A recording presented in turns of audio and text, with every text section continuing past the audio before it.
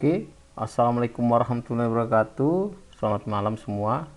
Kita ketemu lagi di perkuliahan struktur jembatan.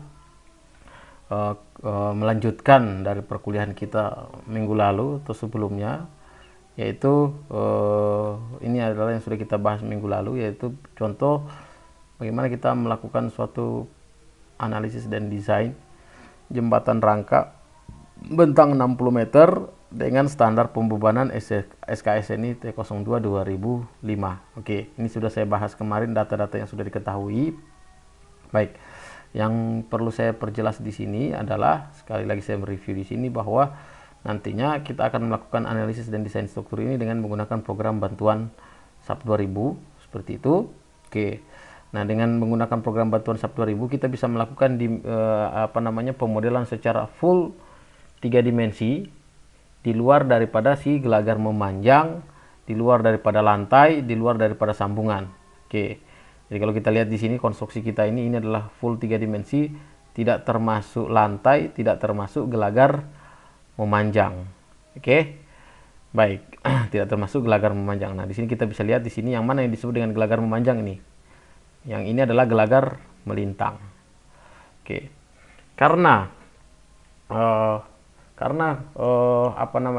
distribusi beban daripada struktur jembatan ini adalah kita mulai dari lantai gelagar memanjang ke gelagar melintang ke rangka utama, dari rangka utama dia salurkan lagi ke keempat titik tumpuan ini, seperti itu. Nah, baik.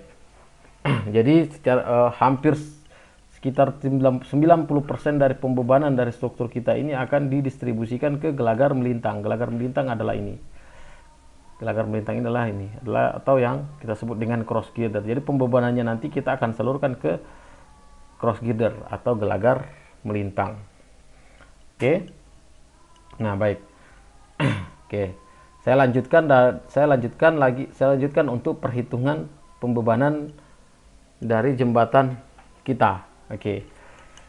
Saya perlu garis bawahi di sini bahwa sebenarnya beban utama dari jembatan kita itu sebenarnya secara garis besar itu hanya ada 3 sebenarnya. Yang pertama adalah beban permanen, yang kedua adalah beban sementara atau beban transient, atau biasa juga kita sebut beban hidup atau beban lalu lintas, dan yang ketiga adalah beban lingkungan yang terdiri dari beban angin dan beban gempa. Oke, baik. Nah, untuk beban permanennya ada 3 di sini juga. Yang pertama tentu saja adalah berat sendiri dari struktur. Nah, berat sendiri dari struktur di sini adalah karena kita bicara jembatan rangka baja, maka yang dimaksud adalah tentu saja adalah berat sendiri struktur rangka baja. Oke. Yang pertama, ada yang memang sudah menempel dengan pemodelan dari konstruksi kita. Oke, jadi di sini misalnya ini, karena ini menempel dalam pemodelan di program nanti, sehingga nanti program akan menghitung berat sendiri dari struktur-struktur baja ini. Oke.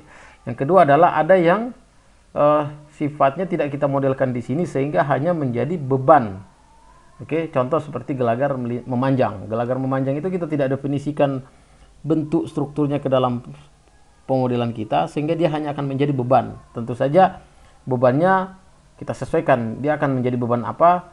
Dia akan lebih merepresentasi beban titik di sini. Jadi ini adalah gelagar memanjang akan menjadi beban titik, sehingga panjang gelagar memanjang ini adalah 5 meter, maka 2,5 ke sini seperti itu dan 2,5 dari sini. Otomatis setiap gelagar melintang ini pembebanan dari gelagar memanjangnya sama, kecuali di tepi, separuhnya dari yang di tengah. Oke, baik. Oke, saya lanjut ke perhitungan pembebanannya. Yang pertama tentu saja adalah berat sendiri dari struktur ini adalah berat sendiri rangka baja. Berat sendiri rangka baja yang sudah dimodelkan di dalam program, maka program akan melakukan perhitungan berat sendiri struktur. Jadi secara default dia akan menghitung berat sendiri struktur yang dimodelkan ke dalam program. Itu yang pertama.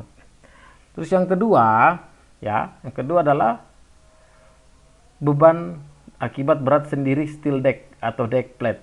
Ya, deck plate ini kadang-kadang materialnya bisa plat bonded, bisa corrugated steel atau plat baja bergelombang. Oke. Nah, steel deck plate di sini, di dalam perhitungan kita, di dalam analisa dan desain struktur jembatan kita, hanya sifatnya sebagai bekisting, ya. Sekali lagi saya ulang, hanya sifatnya sebagai bekisting, bukan menambah diasumsikan tidak memberikan kontribusi terhadap tulangan, walaupun kenyataannya tidak demikian juga seperti itu. Tapi kita menghitung lebih konservatif sehingga pengaruh dari deck plate terhadap tulangan lantai diabaikan. Oke. Jadi hanya semacam bekisting saja, jadi pengganti daripada bekisting kayu. Oke. Nah, di sini kita sudah punya data. Berat dari deck plate atau corrugated plate itu sekitar 10,5 kg per meter persegi. Jadi kalau dibawa ke kilonewton per meter lari, tentu saja kita harus kali dengan panjang. Panjang yang mana? Tentu saja panjang sama dengan jarak antar gelagar melintang. Dalam hal ini adalah 5 meter. Seperti itu. Jadi di sini ada deck plate. Deck plate ini deck plate ini adalah sebagai bekisting. Beratnya adalah 0,105 kN per meter persegi. Kalau kita menginput ke dalam gelagar melintang kita ini, tentu saja kita harus kali dengan jarak ke arah sini. Sehingga 0,105 dikali 5 ketemulah 0,525 untuk posisi beban gelagar melintang di tengah. Baik. Sedangkan yang di ujung atau yang di tepi adalah separuh. Ya, tentu saja separuh karena dari sini adalah 5, 2,5 dari sini, 2,5 dari sini. Otomatis untuk ini ya 2,5 dari sini, hanya 2,5. Oke. Sehingga kita akan mendapatkan 0,263. Ini adalah beban yang akan kita masukkan nanti. Oke, itu sumbangsi dari deck plate. Oke. Yang kedua adalah sumbangsi dari gelagar memanjang atau stringer. Ya. Di sini saya gunakan profil 396 150 dikali 812. Saya sudah hitung di luar daripada konstruksi kita ini, saya hitung dimana kita asumsikan gelagar melintang memanjang ini adalah konstruksinya adalah terjepit kiri kanan, terus di tengah bentang kita kasih beban maksimum ban roda ya sebesar 11,25 ton. Oke, dikali dengan faktor impactnya 1,3. Oke, jadi di sini akan didesain gelagar memanjang sendiri itu adalah diasumsikan sendi roll dengan satu beban titik dari roda kendaraan sebesar 11,25 ton dikali dengan faktor impactnya sebesar 30% atau 11,25 dikali 1,3 ketemu angkanya sekitar 14 ton yang akan diperhitungkan di luar daripada kombinasinya. Berat dari si profil gelagar memanjang sendiri itu adalah ini 0,516 kN per meter lari. Otomatis kalau untuk panjang 5 meter berarti beratnya adalah 2,58 kN. Dia akan menjadi beban titik. Jadi 2,58. Sedangkan yang di ujung atau eksteriornya di gelagar melintang eksterior hanya ketemu 1,29 atau separuh. Oke. Jadi kalau direpresentasikan di sini kira-kira di titik ini sepanjang titik-titik ini angkanya adalah beban titiknya adalah 2,58. Sedangkan yang di ujung ini adalah 1,29. Jadi 2,58 sampai sini semua sampai ke ujung sini. Nah, paling ujung di sini adalah 1,29, separuhnya ya. Dan jadi beban titik. Kira-kira kalau kita lihat dari pembebanan kita di sini kita beban beban titik di sini kan ada 7, itu sama merepresentasikan dengan posisi gelagar memanjang ini ada 7 juga. Oke. Itu untuk sumbangsi dari gelagar memanjang untuk perhitungan beban mati akibat berat sendiri struktur baja. Terus di sini kita tidak mengabaikan baut dan plat sambung. Nah, bisa kita lihat di sini konstruksinya di sini. Di sini ada plat sambung atau gasset plate di sini dan baut-bautnya seperti itu. Kita tidak abaikan, kita menghitung secara biar lebih konservatif lagi, kita hitung. Di sini kita asumsikan berat kontribusi dari gasset plate dan baut di sini adalah sebesar 6 kN per titik atau 600 kg per titik, sehingga seluruh titik gasset plate utama ini kita akan bebani beban titik sebesar 600 kg atau 6 kN. Oke. Baik. Itu untuk berat sendiri struktur baja. Nah, sekarang berat sendiri yang kedua yang harus kita hitung adalah berat sendiri lantai beton. Kita disimbolkan di sini dengan MS2. Faktor kombinasi menurut SKSNI T02 2005 adalah nilainya adalah 1,3. Kalau baja tadi faktornya adalah 1,1. Oke? Nah, berapa beban yang bekerja pada cross girder akibat lantai? Ya, ini yang pertama kita hitung lantai beton selebar jalan. Lebar jalannya adalah 6 meter, gitu ya.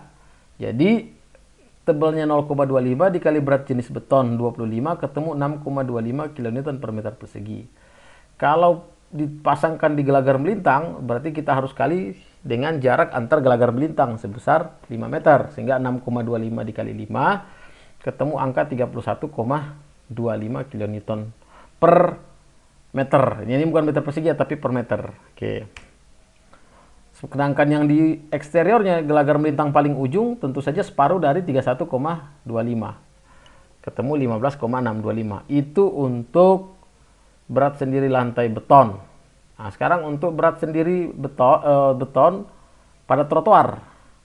Di sini karena tebalnya berbeda dengan jalan sehingga kita harus bedakan. Nah, di sini tebalnya 0,5 dikali berat jenisnya 12,5. 12,5 dikali dengan jarak antar gelagar melintang sebesar 5, ketemulah 62,5. Ini yang untuk yang di tengah. Jadi ini untuk gelagar melintang yang di tengah. Sedangkan yang di ujung-ujung separuh. 31,25. Itu untuk akibat berat sendiri beton. Nah, sekarang lanjut lagi, saya sampaikan lagi untuk beban tambahan. Beban tambahan ini superimpus di sini. Ini sifatnya adisional, kadang-kadang dihitung, kadang-kadang tidak, tapi pada umumnya biasanya kita harus hitung, wajib kita hitung. Kenapa? Karena walaupun sifatnya tambahan, tapi aspal ini akan lebih konservatif kalau kita memang sudah memperhitungkan dari awal. Oke. Lapisan aspalnya itu tebalnya 10 cm, walaupun ketebalnya rata-rata hanya sekitar 5 sampai 8 cm. Kita ambil 10 cm untuk antisipasi overlay. Oke. Jadi tebal 10 cm dikali berat jenisnya 22 ketemu 2,2 kN per meter persegi. Oke. Ini juga per meter. Oke, hasilnya nih. Oke. Sehingga ketemu bila per meter perseginya 2,2, jadi untuk per meter lari cross girder selebar jalan, tentu saja lebar jalannya adalah 6 meter, 2,2 kali 6 ketemu 11. Untuk gelagar melintang paling ujung separuh dari 11. Itu untuk lapisan aspal. Gimana dengan genangan air? Genangan air ini sebenarnya kalau drainase kita buruk seperti itu, misalnya drainasenya ketutup dengan daun-daun, ketutup dengan puing-puing dan seterusnya, sehingga drainasenya tidak berfungsi dengan baik, sehingga diasumsikan terjadi genangan setebal 5 cm. Otomatis 5 cm atau 0,05 dikali dengan berat jenis beton, berat jenis air ketemu 0,5 kN per meter persegi dikali dengan jarak antar gelagar melintang ketemu 2,5. Untuk ujung adalah 1,25. Sehingga kita akan menjumlahkan beban mati tambahan akibat kontribusi dari aspal dan air sebesar 11 ditambah dengan 2,5 ketemu 13,5. Untuk yang ujung 5,5 ditambah 1,25 ketemu 6,75. Ini adalah contoh perhitungan bagaimana kita menghitung beban-beban mati yang bekerja pada jembatan kita melalui gelagar melintang atau cross girder. Baik, itu adalah untuk beban mati. Nah, selanjutnya untuk perhitungan pada beban hidup, poin B ini, akan saya lanjutkan pada video berikutnya.